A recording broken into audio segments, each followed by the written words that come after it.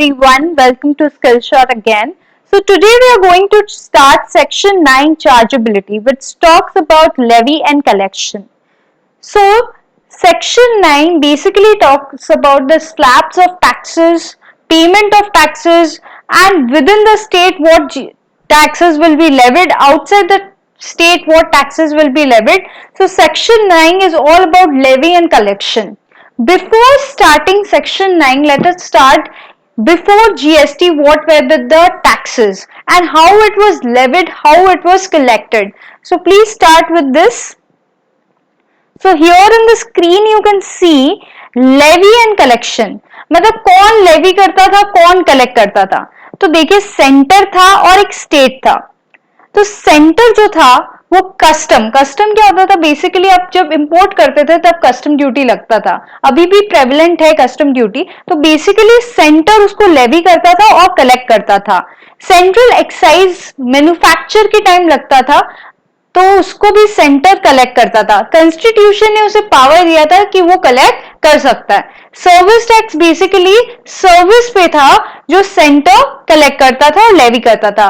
CST is basically sale and purchase inter state. अगर inter state कोई sale या purchase हो रहा था तो उसमें सीएसटी लगता था. That is also levied and collected by central government. Now state government is also saying कि मुझे भी कुछ लेवी करना है एंड कुछ कलेक्ट करना है. तो कॉन्स्टिट्यूशन ने उसे भी पावर दिया. उसे क्या पावर दिया कि भैया विद इन द स्टेट अगर कोई सेल या परचेज हो रहा है तो वैट आपको लगाना पड़ेगा, आप कलेक्ट कर सकते हो और उसे लेवी कर सकता है. Excise duty on alcoholic liquor. Alcoholic liquor जो था वो भी स्टेट का मैटर था, स्टेट ही उसे लेवी करता था और कलेक्ट करता था. लग्जरी टैक्स, एंटरटेनमेंट टैक्स और इलेक्ट्रिसिटी टैक्स भी स्टेट लेवी और कलेक्ट करता था. तो ये तो हो गई आदम जमाने की बातें जब जीएसटी नहीं आया था. जीएसटी के पहले बहुत सारे टैक्सेस थे और कॉन्स्टिट्यूशन ने पावर दिया था सेंटर और स्टेट को कि वो क्या लेवी कर सकता है, क्या कलेक्ट कर सकता है. लेकिन जीएसटी के बाद थोड़ा सिनेरियो चेंज हो गया, एक्चुअली बहुत सिनेरियो चेंज हो गया. वन नेशन वन टैक्स का नारा सही हो गया. तो आगे चलते हैं. Under GST what are the taxes. अगर आप देखोगे तो आपको पता चलेगा कि अंडर जीएसटी क्या क्या टैक्सेस है. So here you can see levy and collection. Centre क्या लेवी कर सकता है, सीजीएसटी और आईजीएसटी, ओके. और स्टेट लेवी करता है एसजीएसटी और यूनियन टेरिटरी लेवी कर सकता है UTGST, that is union territory GST, okay. Now centre के पास हक है सीजीएसटी का. तो सीजीएसटी का जो रेवेन्यू है वो किसके पास जाएगा, सेंटर के पास जाएगा. अब आप बोलोगे मैम आईजीएसटी का रेवेन्यू किसके पास जाएगा.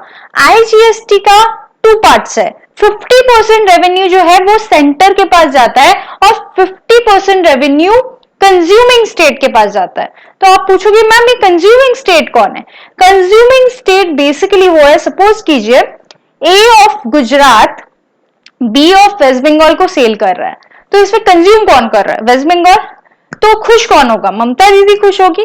क्यों खुश होगी, यो क्योंकि उसको रेवेन्यू मिल रहा है. आधा रेवेन्यू उसका जो टैक्स का रेवेन्यू है वो किसके पास जाएगा, ममता दीदी के पास. तो अब क्या हो गया, जीएसटी डेस्टिनेशन बेस्ड टैक्स हो गया. मतलब जो स्टेट ज्यादा कंज्यूम करेगा वो फायदे में रहेगा. वैसे ही within the state sale होगा तो एसजीएसटी और सीजीएसटी लगेगा. और एसजीएसटी कौन कलेक्ट करेगा, एसजीएसटी बेसिकली कलेक्ट करेगा स्टेट. और यूनियन टेरिटरी में यूटीजीएसटी लगेगा तो यूनियन टेरिटरी उसे कलेक्ट करेगा. थोड़ा मैं एग्जांपल से आपको समझाऊंगी आगे. आप देखिए different acts under GST. GST में डिफरेंट एक्ट्स है, जैसे CGST act, SGST act, IGST act, UTGST act. तो we are more concern about CGST and IGST act because SGST और सीजीएसटी और यूटीजीएसटी ऑलमोस्ट सेम है. वो अपना अपना अलग अलग प्रोविजंस है स्टेट का, वो डिटरमाइन किया गया है एसजीएसटी और यूटीजीएसटी में, स्टेट या यूनियन टेरिटरी का. So we will basically read about CGST and IGST. CGST intra state sale के बारे में, जो within the state sale के बारे में प्रोविजनिंग है वो बताएगा. और आईजीएसटी आउटसाइड द स्टेट जब सेल होगा उसका क्या प्रोविजनिंग होगा, या बाहर से कोई सामान आएगा जैसे इंपोर्ट होगा तो क्या प्रोविजन होगा, वो बताएगा आईजीएसटी। ओके, अब यहां देखते हैं example. A of West Bengal sold goods to B of West Bengal. Okay, यहाँ पर जीएसटी रेट 18% है, तो इसमें within the state sale हो रहा है, मतलब ए भी वेस्ट बंगाल का है और बी भी वेस्ट बंगाल का, तो क्या लगेगा, सीजीएसटी 9% और एसजीएसटी 9%। तो सीजीएसटी तो मोदी सरकार के पास चला जाएगा और एसजीएसटी किसके पास जाएगा, ममता दीदी के पास। Okay, X of Gujarat sold goods to Y of West Bengal, तो इसमें पूरी आईजीएसटी लगेगा 18%। Actually IGST is a summation of CGST and SGST, तो पूरा रेट 18% लग गया, लेकिन जब डिवाइड करने की बारी आएगी तो 50% किसके पास जाएगा, मोदी सरकार के पास, और 50% किसके पास जाएगा, ऑब्वियसली जो कंज्यूम कर रहा है। यहां कौन कंज्यूम कर रहा है, यहाँ X of Gujarat sold goods to Y of W, तो वाई कंज्यूम कर रहा है, तो कंज्यूमिंग स्टेट कौन सा है, वेस्ट बंगाल, तो ममता दी के पास कितना परसेंट जाएगा, 9% जाएगा। Okay, P of Andaman sold goods to Q of Andaman. As we all know, Andaman is what? Andaman is an union territory. तो जीएसटी का रेट अगर 18% है तो 9% सीजीएसटी लगेगा और 9% यूटीजीएसटी लगेगा। ओके, तो ये जो 9% यूटीजीएसटी है वो यूनियन टेरिटरी में जाएगा और 9% सीजीएसटी सेंटर के पास जाएगा। ओके, नाउ आगे चलते हैं। आगे है सेक्शन 9। सेक्शन 9 डिफरेंट सेक्शंस सब सेक्शंस में डिवाइडेड है, यू कैन सी दैट। तो हम लोग क्या पढ़ेंगे देखते हैं। तो बेसिकली 9 सब सेक्शन 1 बताता है लेवी और प्रिस्क्राइब मैक्सिमम रेट के बारे में। 9 सब सेक्शन 2 बताता है लेवी ऑन नोटिफिकेशन, कि कब लेवी होगा, नोटिफाई करने के बाद लेवी होगा।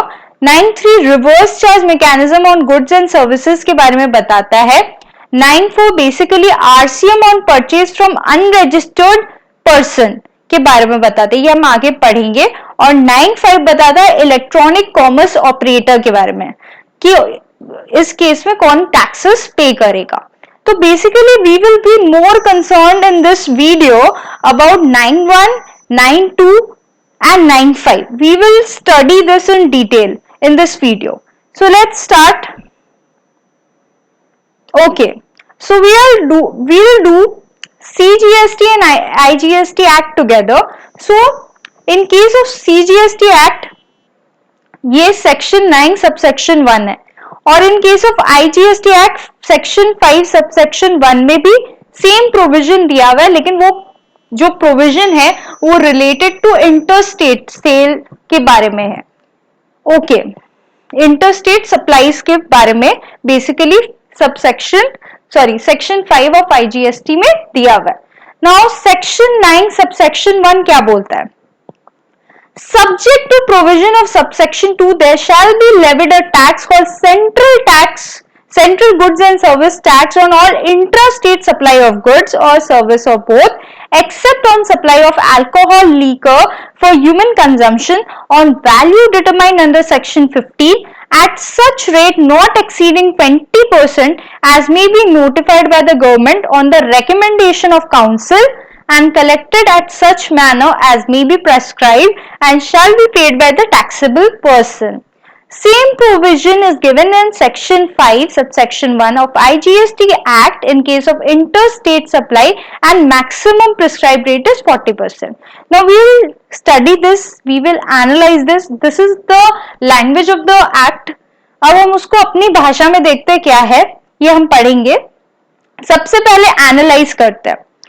CGST shall be levied on interstate supply. हम लोग को पता है with in the state supply होता है तो सीजीएसटी और एसजीएसटी लगता है। अगर 18% रेट है तो सीजीएसटी 9% और एसजीएसटी 9% लगता है, that we all know. Now intrastate supply of alcoholic liquor for human consumption is outside the purview. मतलब क्या बोल रहा है, जीएसटी में alcoholic liquor for human consumption is not included. तो जब जीएसटी एक्ट बन रहा था तो स्टेट गवर्नमेंट बेचारा परेशान हो गया, क्योंकि alcoholic liquor for human consumption से उसे बहुत अच्छा रेवेन्यू आता था।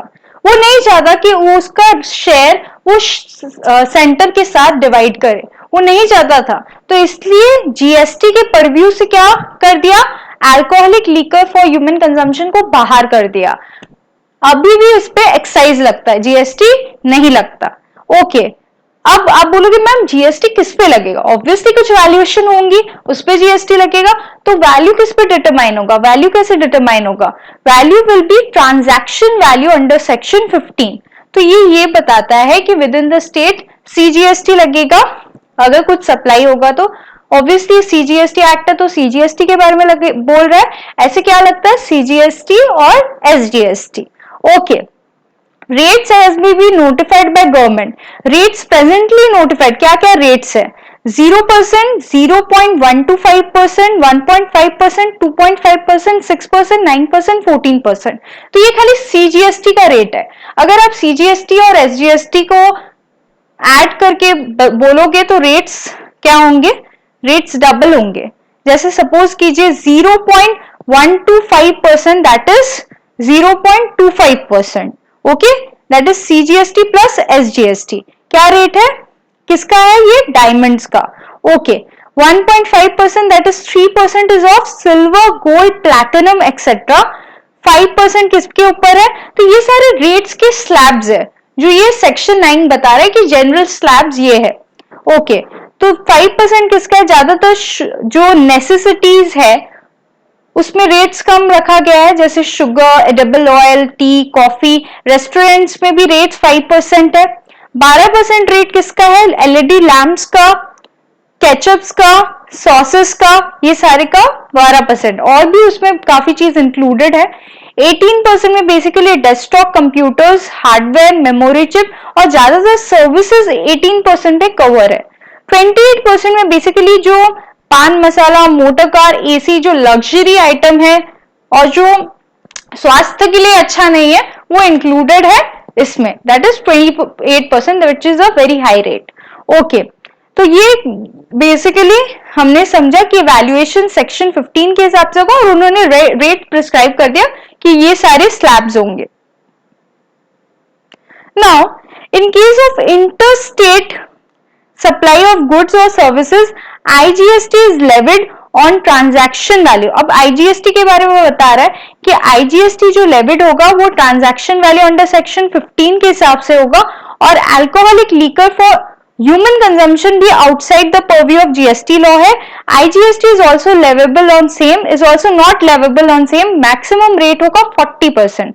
मैक्सिमम प्रेस्क्राइब्ड रेट है कि ज्यादा से ज्यादा 40% हो सकता है। वैसे सीजीएसटी में लिखा हुआ है कि मैक्सिमम प्रेस्क्राइब्ड रेट कितना है, 20% है, मतलब ज्यादा से ज्यादा 20% हो सकता है, उससे ज्यादा नहीं हो सकता। ओके, नाउ आगे चलते हैं थोड़ा। देखिए सेक्शन 9 सब सेक्शन 1 को अगर मैं समराइज करूं तो मैं बता सकती हूँ कि विद इन द स्टेट अगर सप्लाई होता है तो सीजीएसटी लगता है, और alcoholic liquor for human consumption पर सीजीएसटी या आईजीएसटी नहीं लगता है as per section 9(1) and 5(1). Okay, और हम लोग क्या पढ़ते कि वैल्यूएशन कैसे करेंगे वो हम लोग आगे जाके पढ़ेंगे कि सेक्शन 15 में वैल्यूएशन कैसे होता है। और हमने पढ़ा था कि रेट जो होगा वो मैक्सिमम प्रेस्क्राइब्ड रेट 20% होगा, उससे ज्यादा नहीं हो सकता। और इन case of IGST double, that is 40%, 40% से ज्यादा नहीं हो सकता। और इसमें कुछ कुछ रेट्स प्रेस्क्राइब किया गया है कि क्या सीजीएसटी में रेट्स रहेंगे। ओके, नाउ आगे चलते हैं। सेक्शन 5(1) एक एक्स्ट्रा पॉइंट बताता है, provided that the integrated tax on goods imported into India shall be levied and collected in accordance with the provision of Section 3 of Custom Tariff Act on the value as determined under the said act at the point when duties of customs are levied on said goods under Section 12 of Custom Act 1962। तो basically ये क्या बता रहा है, basically ये बता रहा है जब गुड्स इंपोर्ट होता है इंडिया में तब भी क्या लगता है, आईजीएसटी लगता है, क्योंकि हम लोग क्या मानते हैं उसको इंटरस्टेट सप्लाई ही मानते हैं। हम लोग को पता है with in the state CGST और एसजीएसटी लगता है, और आउटसाइड द स्टेट से अगर कुछ भी हो रहा है तो वो आईजीएसटी लगेगा। ओके, तो ये बेसिकली क्या बोलता है, हम लोग एनालिसिस में जाते हैं। Okay, in case of interstate supply, ये हमने पढ़ लिया है, goods imported into India deemed as interstate supply, IGST shall be levied in addition to applicable custom duty. देखिए, कस्टम ड्यूटी का अस्तित्व अभी भी है, वो अभी हटा नहीं है, कस्टम ड्यूटी भी है। तो कस्टम ड्यूटी के साथ साथ आईजीएसटी भी लगता है किसमें, इंपोर्टेड गुड्स पे। ओके, तो IGST shall be levied and collected in accordings with the custom tariff act. तो कस्टम टैरिफ एक्ट के अकॉर्डिंगली आईजीएसटी लेविड होगा और कलेक्ट होगा। Okay, IGST shall be in addition to basic custom duty. तो पहले जो goods import होगा उसके वैल्यू पे क्या लगेगा, बेसिक कस्टम ड्यूटी लगेगा, और फिर क्या लगेगा, आईजीएसटी लगेगा।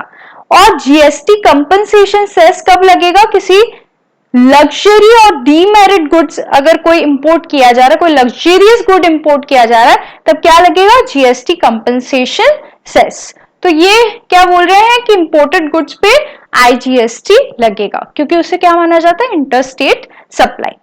Now we'll go to 9 subsection 2।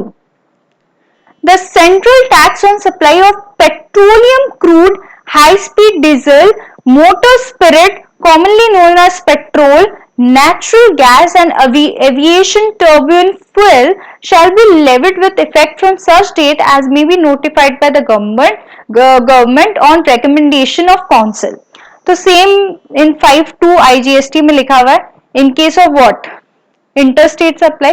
तो इस पे क्या लिखा गया है कि सेक्शन 9 सब सेक्शन 2 क्या बोल रहा है, हम एनालिसिस में पढ़ते हैं क्या बोल रहा है ये। CGST or IGST on supply of following item has not been levied, it shall be levied with effect from such date as may be notified by the government on recommendation of council। तो इन सब चीजों में अभी तक notified नहीं है GST. जब government notify करेगा तब क्या होगा, तब इन पे जीएसटी लगेगा। तो मतलब ये जीएसटी के परव्यू में नहीं है। क्या क्या परव्यू में नहीं है, petroleum crude, high speed diesel, motor spirit, petrol, high speed diesel आपका डीजल हो गया, नेचुरल गैसेस, और एविएशन टर्बाइन फ्यूल जो आपका एयरलाइंस में एयरक्राफ्ट में लगता है जो फ्यूल, वो सारा जीएसटी के परव्यू में तब आएगा जब नोटिफाई करेंगे। तो जीएसटी के परव्यू में अगर हम देखें तो अल्कोहल फॉर ह्यूमन कंजम्पशन नहीं है, और ये सारे चीज जीएसटी के परव्यू में नहीं है। ओके, नाउ आगे चलते हैं। Section 9(3) The government may, on recommendation of council, by notification, specify category of supply of goods or services or both, the tax on which shall be paid on reverse charge basis by the recipient of such goods or services or both, and all the provision of this act shall apply to such recipient as if he is the person liable for paying the tax in relation to supply of such goods or services or both। तो section 5(3) में भी IGST का same ही चीज लिखा हुआ है in case of interstate supply. Now ये क्या बोलने का कोशिश कर रहा है, generally supplier of goods is liable to pay GST. आप कहीं पर भी जाते हो, कुछ भी शॉप में, सपोज कर जो आप कंज्यूमर हो, आपने बिग बाजार में शॉपिंग करने आप गए, आप जैसे ही शॉपिंग करने जाते हो उसमें कुछ अमाउंट रहता है प्लस टैक्सेस रहता है प्लस जीएसटी रहता है, तो आप उसे पे करते हो। क्या आप गवर्नमेंट को जाके पे करते हो जीएसटी? नहीं, आप सिंपली सप्लायर मतलब बिग बाजार को पे कर देते हो।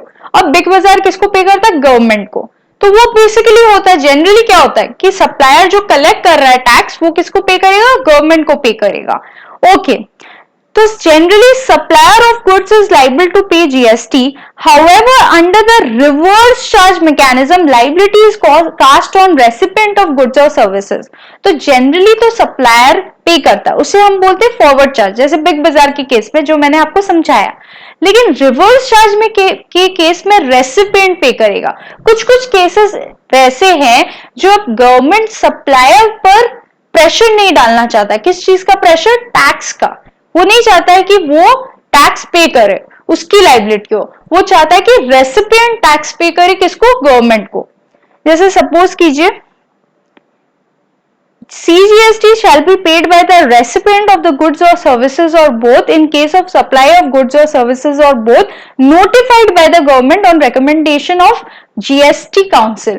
मतलब कुछ कुछ notified service और goods में reverse charge basis मतलब recipient is liable to pay tax to the government. Okay. Forward charge मैंने समझाया आपको कि सप्लायर सप्लाई करता है और कलेक्ट करता है टैक्स रेसिपिएंट से और गवर्नमेंट को पे कर देता है. मतलब इस केस में परेशान कौन रहता है, सब सारे जोखिम कौन उठाता है, सप्लायर. सप्लायर किसको पे करता है, गवर्नमेंट को पे करता है. और रिवर्स चार्ज में गवर्नमेंट बोल देता है ना बाबा ना, सप्लायर तुम्हें ज्यादा जोखिम नहीं उठाना है. जोखिम किसको उठाना है, रेसिपिएंट को. रेसिपिएंट को क्या करना है, सप्लाई तुम करो, टैक्स कलेक्ट तुम मत करो, लेकिन रेसिपिएंट डायरेक्टली पे करेगा टैक्स. मतलब सप्लायर टैक्स कलेक्ट नहीं करेगा ना ही पे करेगा. इस केस में कौन पे करेगा, रेसिपिएंट डायरेक्टली गवर्नमेंट को पे करेगा. वो हो गया रिवर्स चार्ज. अब आप पूछोगे मैम ये रिवर्स चार्ज क्या सब में है, नहीं. Reverse charge is an exceptional cases, वो किसी किसी में है जहां गवर्नमेंट सप्लायर को रिस्पॉन्सिबल नहीं बनाना चाहता है बल्कि रेसिपिएंट को ज्यादा रिस्पॉन्सिबल बनाना चाहता है. वो चाहता है कि रेसिपिएंट पे ज्यादा बोझा आए, किसको पे करने का, गवर्नमेंट को पे करने का. तो इस केस में कौन कौन है, goods taxable under reverse charge क्या है, cashew nuts, bidi, wrapper leaves, tobacco leaves. So this ये अगर आप देखो तो बेसिकली ये एग्रीकल्चरलिस्ट जो होते हैं वो उनके सप्लायर होते हैं और रेसिपिएंट कोई भी हो सकता है, कस्टमर या कोई भी जो इनसे खरीद रहा है. तो वो कौन पे करेगा, रेसिपिएंट पे करेगा टैक्स गवर्नमेंट को directly. In this case supply of lottery, supply of lottery के केस में स्टेट गवर्नमेंट बेसिकली सप्लाई करती है लॉटरी. तो इस केस में जो लॉटरी डिस्ट्रीब्यूटर है वो पे करेगा टैक्स क्योंकि वो रेसिपिएंट है. Silk yarn, used vehicle and confiscated goods, old and used goods, waste and scrap, raw cotton. तो ये सारे के केस में the recipient is liable to pay the tax to the government, the supplier is not at all liable. Okay. Now service taxable under reverse charge. Reverse charge में service क्या क्या है, goods transport agency, advocates, arbitral tribunal, sponsorship, director, insurance agent. तो मैं ये सारी services अलग अलग वीडियोस में कवर करने वाली हूँ. इस वीडियोस में मैं खाली एक ओवरव्यू आपको बता दी कि ये सारे सर्विसेज रिवर्स चार्ज में कवर्ड है. तो ये सारे सर्विसेज और बाकी भी कुछ कुछ रिवर्स चार्ज में कवर है, that will be covered in our upcoming videos. Now next is 9.4. The government may on recommendation of council by notification specify a class of registered person who shall in respect of supply of specified categories of goods or services or both received from an unregistered supplier pay the tax on reverse charge basis as the recipient of such supply of goods or service or both, and all the provision of this act shall apply to such recipient as if he is liable for paying the tax.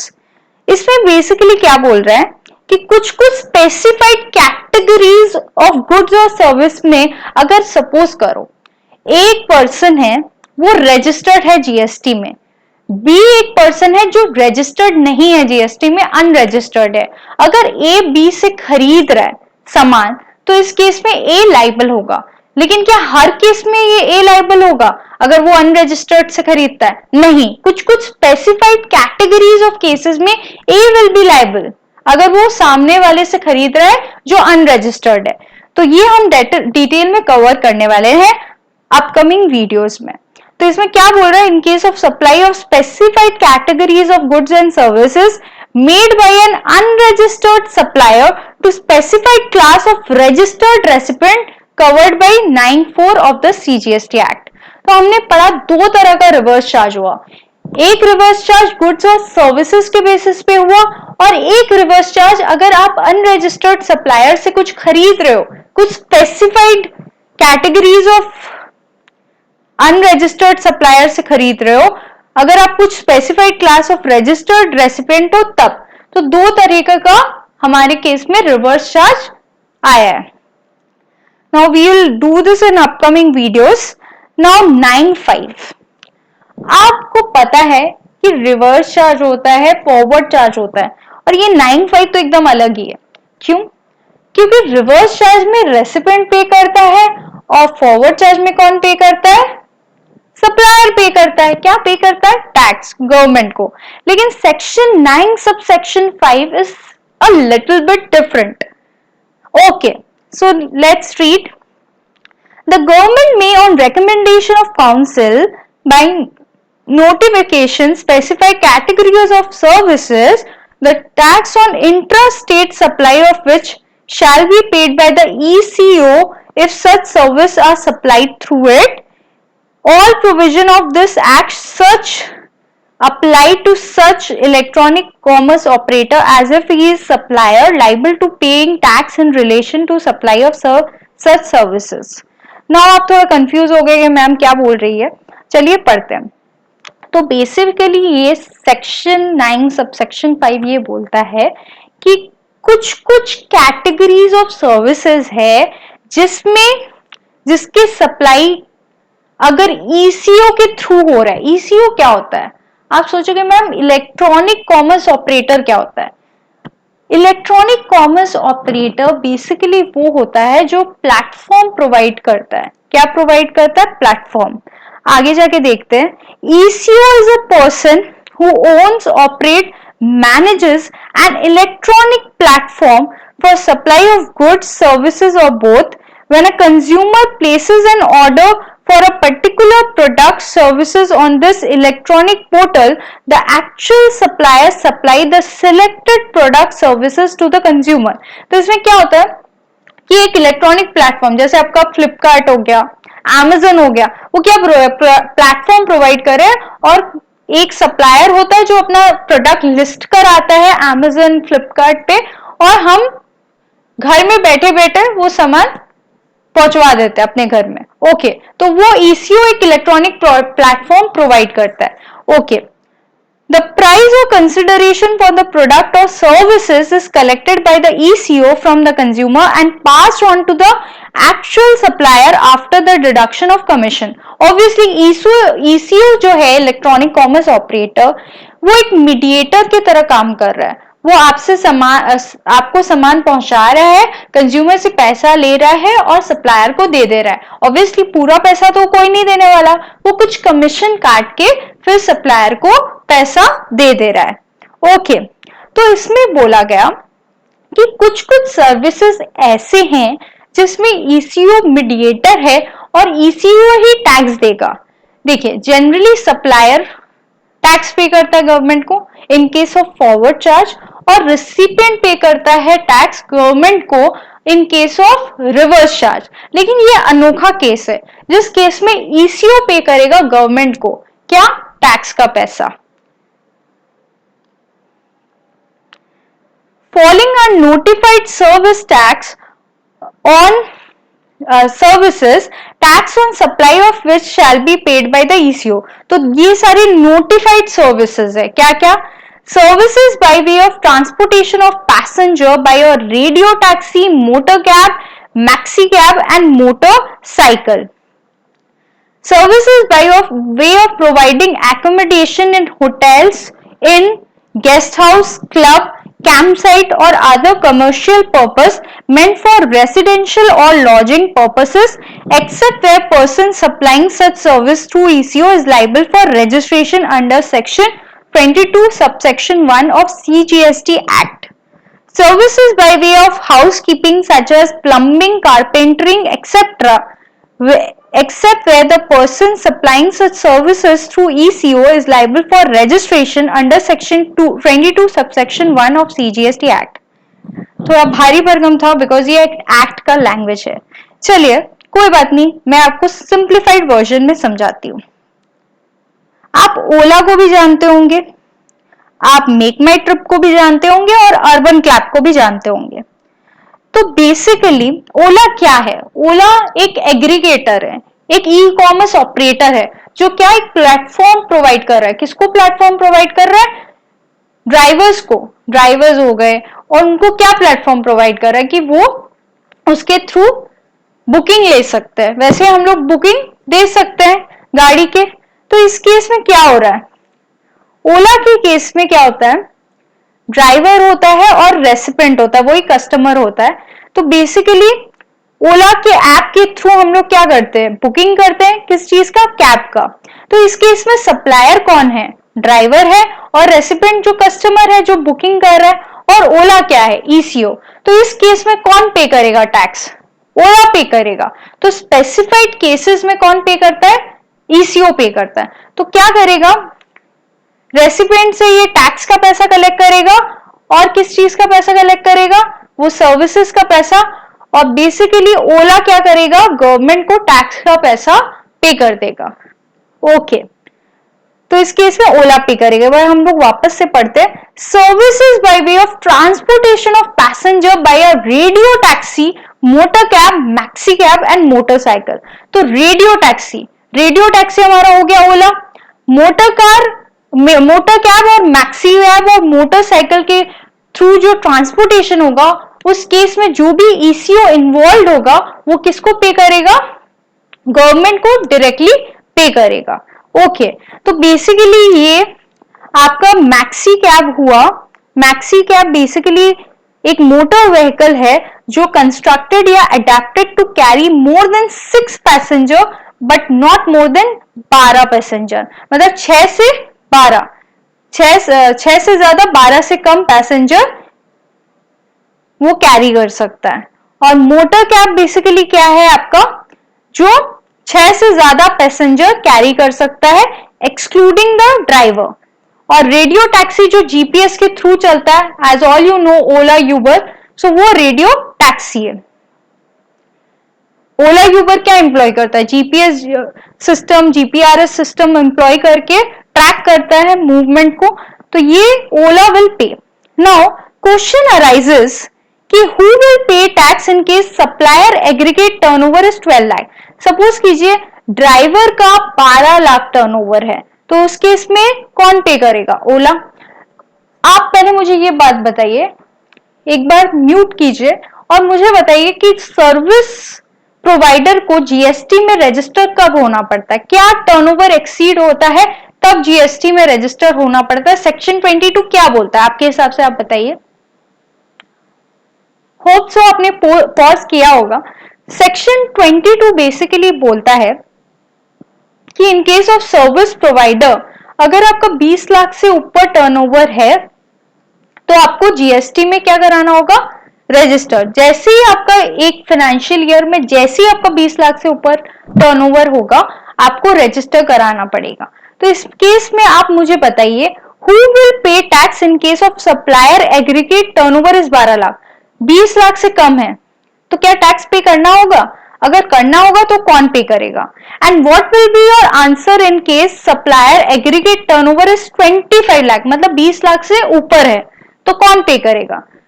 देखिए, government ने बोला क्यों बेचारे एक driver को परेशान किया जाए, ये अनऑर्गेनाइज सेक्टर है, क्यों इसे परेशान किया जाए। ईसीओ के पास इंफ्रास्ट्रक्चर है, सॉफ्टवेयर है, सब कुछ है, तो क्यों ना ईसीओ के थ्रू ही पेमेंट किया जाए। तो इस केस में, रेडियो टैक्सी के केस में, मोटर कैब के केस में, सप्लायर का टर्नओवर कुछ भी हो, जीएसटी का पेमेंट जो होगा वो कौन करेगा, ओला ही करेगा। ओला मतलब ईसीओ ही करेगा। ओके, अब चलते हैं। अच्छा, अब आगे बढ़ते हैं, आगे क्या है देखते हैं। Services by way of providing accommodation in hotels, in guest house, club, campsite or other commercial purpose meant for residential or lodging purpose, except where person supplying such service through ECO is liable for registration under section 22 subsection 1 of CGST Act।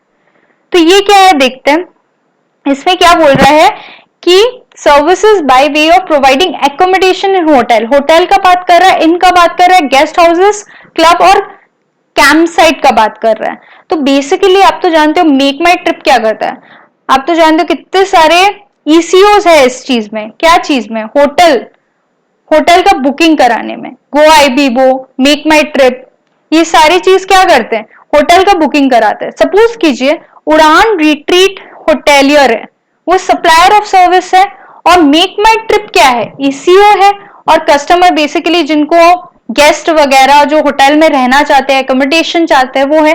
उन्होंने customer ने क्या किया, make माई trip के through किस में booking करी, hotel में booking की। अब होटल भी एक सर्विस है, तो इस केस में कौन, मेक माई ट्रिप पे करेगा। लेकिन गवर्नमेंट ने सोचा कि मुझे पता है ईसीओ के पास सारी सुख सुविधाएं हैं, लेकिन होटल जो छोटे होटल से उनको जाने देते हैं, उनको रजिस्टर नहीं करना। जिनका 20 लाख से नीचे टर्नओवर है ऑब्वियसली उनको तो रजिस्टर नहीं करना, लेकिन जो बड़े होटल है जिनका 20 लाख से अबव टर्नओवर है, उनको क्या करना पड़ेगा, पे करना पड़ेगा, रजिस्टर करना पड़ेगा और पे करना पड़ेगा। इस केस में जब होटल का टर्नओवर 20 लाख से अबव है तब कौन पे करेगा, होटल पे करेगा। लेकिन अगर उसका 20 लाख से बिलो है तो कौन पे करेगा, मेक माई ट्रिप पे करेगा। वो जीएसटी कलेक्ट करेगा और मेक माई ट्रिप पे करेगा, मींस ईसीओ पे करेगा। तो आपका क्वेश्चन है, who will pay tax in case supplier aggregate turnover is 15 lakh. इस केस में 15 लाख है, मतलब 20 लाख के कम है, तो इस केस में कौन पे करेगा, make my trip. And what will be your answer in case supplier aggregate turnover is 22 lakh. तो इन केस में 20 लाख से अबव है तो कौन पे करेगा, उड़ान रिट्रीट, उसको रजिस्टर कराना पड़ेगा और पे करना पड़ेगा। ओके, नाउ इसमें क्या क्या बोला गया, होटल्स के बारे में बोला गया, इनके बारे में बोला गया, guest house, clubs, camp site, commercial purpose, residential lodging purpose, commercial purposes और other commercial meant for residential और लॉजिंग पर्पसेस, इसके बारे में बोला गया। नाउ होटल्स के बारे में हो गया, रेडियो टैक्सी के बारे में हो गया। अब plumbing, carpentering, except where the person supplying such service through ECO is liable for registration under section 22 subsection 1। अब देखिए, अर्बन क्लैप तो सब जानता है, अर्बन क्लैप प्लम्बिंग, ये सब कारपेंटरिंग, ये सब का सर्विसेज देता है। तो सपोज कीजिए सप्लायर प्लम्बर का कोई कंपनी है, प्लम्बर है या कंपनी है, कोई प्लम्बिंग का कोई कंपनी है, वो अर्बन क्लैप के थ्रू कस्टमर को क्या दे रहा है, सर्विस दे रहा है। ओके, तो इस केस में कौन पे करेगा, अर्बन क्लैप पे करेगा। इसमें सप्लायर तो ये है, रेसिडेंट तो ये है, लेकिन इस केस में जो टैक्स पेमेंट है वो कौन करेगा, अर्बन क्लैप। ऑब्वियसली अपने पॉकेट से कोई टैक्स पेमेंट नहीं करेगा, कलेक्ट करेगा कस्टमर से और फिर पेमेंट करेगा। As you know it is an indirect tax, right. तो Urban Clap will pay to the government. Okay, who will pay tax in case supplier aggregate turnover is 70 lakh. 17 lakh है, means 20 lakh से नीचे है, तो कौन पे करेगा, urban clap. And what will be your answer in case supplier aggregate turnover is 28 lakh, मतलब 20 लाख से ऊपर है तो कौन पे करेगा, प्लम्बर कंपनी। ओके, 20 लाख से ऊपर है तो ऑब्वियसली वो प्लम्बर छोटा मोटा नहीं, थोड़ा बड़ा प्लम्बर कंपनी होगा, तो इस केस में कौन पे करेगा, plumber company. Okay, so basically what we have learned is that radio taxi के केस में रेडियो टैक्सी जो ईसीओ है वो पे करेगा। होटल के केस में जो ईसीओ है तब पे करेगा जब 20 लाख से नीचे होटल का टर्नओवर है, लेकिन होटल का अगर एग्रीगेट टर्नओवर 20 लाख से ऊपर है तो कौन पे करेगा, होटल खुद पे करेगा। और लास्ट केस में प्लम्बर कंपनी के केस में अगर उसका टर्नओवर 20 लाख से अबव है तो वो खुद पे करेगा, नहीं तो अर्बन क्लैप या कोई भी ईसीओ पे करेगा। Okay, so I hope so आपको ये सारे एग्जाम्पल समझ में आएंगे। एक बार समराइज करते हैं हम लोग क्या क्या पढ़े थे।